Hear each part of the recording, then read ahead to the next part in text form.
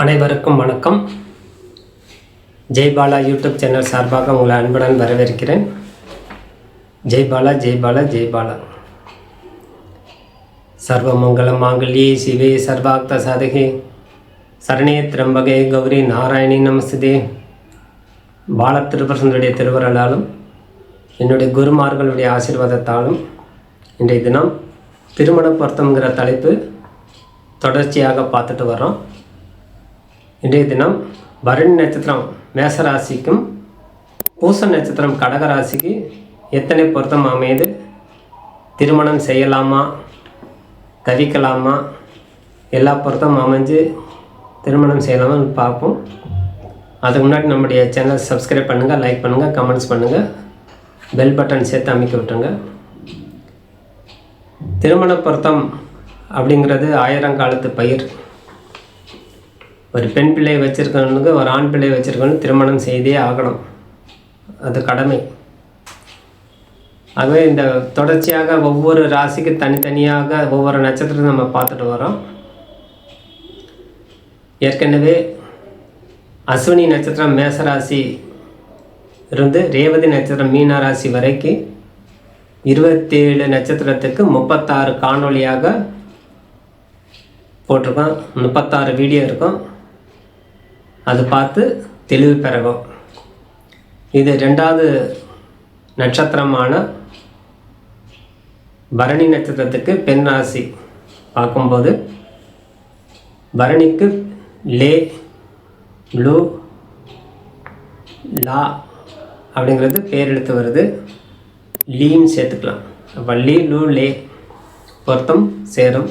அதே மாதிரி பூச நட்சத்திரம் கடகராசி ஆண் நட்சத்திரத்துக்கு ஹி, ஹோ, ஹா, டா அப்படிங்கிறது பேர் எழுத்து நாம எழுத்து வருது. இவர்களுக்கும் பூச நட்சத்திரம் கடகராசியாக வரும்.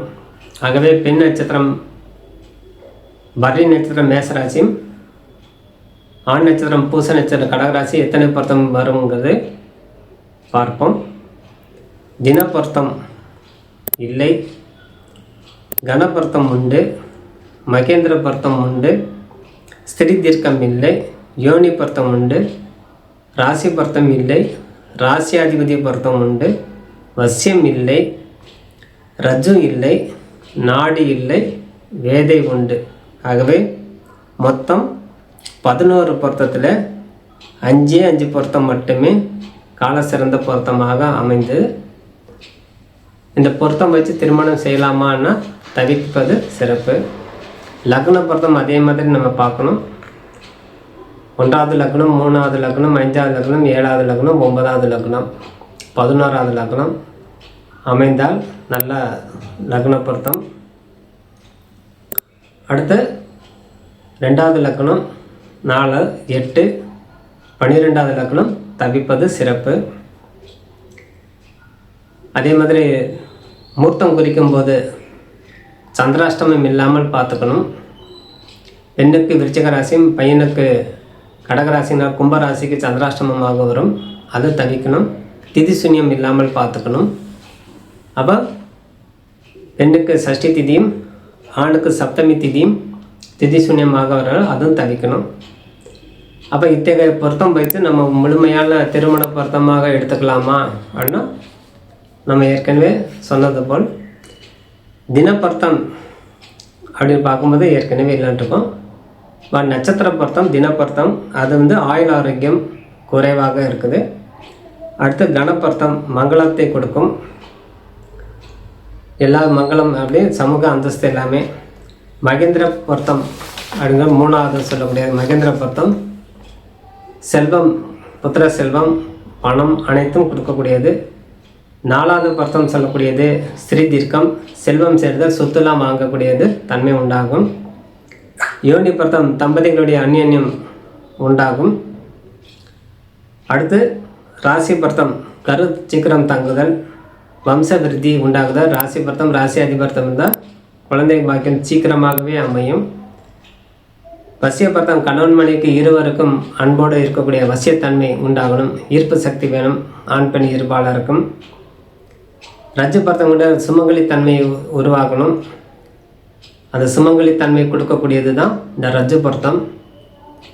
வேதை பொருத்தம்ங்கிறது தம்பதிகளுக்கு பெரிய துக்கம் இல்லாமல் பாதுகாக்கணும். என்ன கஷ்டம் வந்தாலும் துக்கம் வரும், அது துக்கம் இல்லாமல் இருக்கணும். அது தம்பதிகளுக்கு நிச்சயமாக வேணும். சரி, இந்த பொருத்தம் வச்சு நம்ம திருமணம் செய்யலாமா அப்படின்னா, இது என்னுடைய ஜோதிட பார்வை பிரகாரம் திருமணம் செய்வது தவிர்ப்பது நல்லது. ஏன்னா மாங்கல்ய பொருத்தம் இல்லைன்னா திருமணம் எடுத்துக்கக்கூடாது. அப்போ மாங்கல்ய பொருத்தம் இல்லாத ஜாதகமாக அமைகிறனால இது 2 பேர் மனம் ஒற்று போயிடுச்சு, 2 பேர் இஷ்டப்பட்டாங்க, அதாவது லவ் பண்ணிட்டாங்க, திருமணம் செஞ்சே ஆகக்கூடிய கட்டாயத்துக்கு வந்துச்சுன்னா உங்கள் ஜோதிடரை கலந்து ஆலோசனை செய்து மாங்கல்ய பொருத்தம் இல்லை, திருமணம் செய்யலாமாங்கிறத பார்க்கணும். ஆகவே அதுக்குண்டான பிராய்ச்சித்தங்கள் செஞ்சு கொள்ளணும். அது மட்டும் இல்லாமல் சில தான தர்மம்லாம் செய்யணும். ஒரு பொருத்தம் இல்லைன்னா கண்டிப்பாக எடுக்க வேண்டிய சூழ்நிலை வந்தால் இத்தனை நம்ம பின்பற்றணும்.